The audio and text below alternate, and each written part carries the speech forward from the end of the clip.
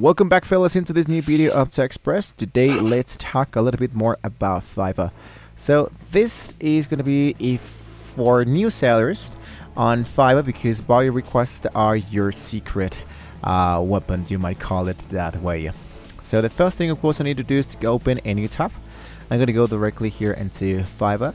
Make sure that if you are working now directly here from Fiverr, if you haven't, for example, let's say set it up your Gmail account directly into this kind of application, it might be helping you to sign in much more faster. So you might want to take that in mind. So once you have access directly here into the Fiverr, what you need to do now is, of course, to find out how we can actually get started with the feature.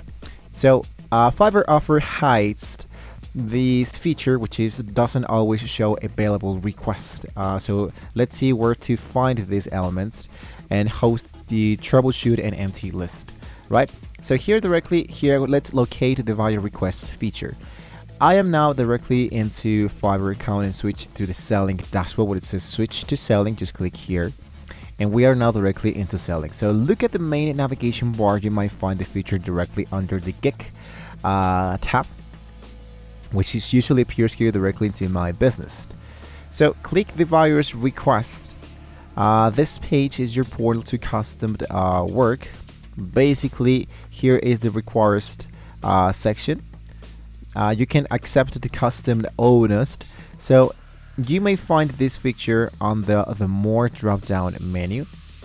So in my case, I see that there's only my business, there's the orders, there's the gigs, there's the profile, and there's the earning.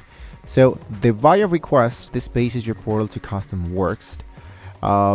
If usually this appears directly in here, what you can do is to scroll a little bit down, or to even what you can do is to just go directly and focus directly into the Fiverr section, where you can find out more information about where we can actually find the buyer request gig, which in this case would be buying request. So here it is, post a job, request to order for clients, and here it is. So this feature provides you with the opportunity to discuss your product specific requirements to start date and advantage.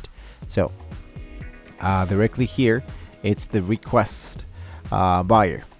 Now, let's say, for example, that here I go back directly here for Fiverr. Let's say that we wanted to buy, or we wanted to hire somebody with this specific element. So we wanted to go directly back into Fiverr, but not into the seller element, now as a buyer. So here I'm going to click into switch to buying.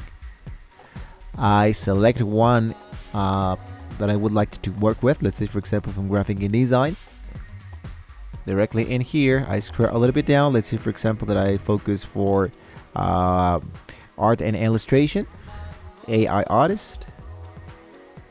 I select one element, and directly in here, I wanted to scroll a little bit down, which says contact me, ask a question, or even book a consultation. So let's understand why the list is empty. If you go back directly to the request for the orders of the clients of your own gigs, this is the most common confusing point, because it might just be the wrong time of day. New requests appear constantly, so check back every 30 minutes or even an hour. So second and most important, buyer's requests are filtered by the categories of the gigs you have published. If you don't have a gig published with video editing, you won't see video editing requests. So make sure you have gigs published in all the categories you want to reserve, right? So something else that you can do, for example, is to make sure they always check the send offers tab to make sure your previous proposals were through.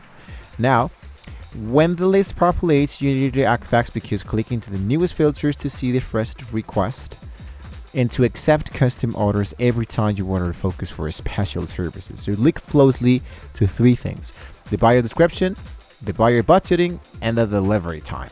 So if the budget is $5 for a huge project, just skip it. So remember, you are limited only to 10 offers per day, so don't waste them into back or low budget requests. Just choose the best ones. And lastly, submitting a winner offer. When you find a good request, you click into the option that says submit the offer. Do not use generic copy-paste tests. For example, the addresses the buyer by name, especially reference the product needed. Always select one of the existing gigs that is relevant. And of course, tip 3, include a link to one relevant portfolio piece in your messages to prove you can deliver. So to have success with your buyers, for example, you want to, of course, to check the more tab frequently, publish gigs into the categories you want to work in, send high quality personalized offers, and basically that will be actually it. So make sure, guys, of course, you can tell us how many offers would you send today. Look, let me know into the comments below.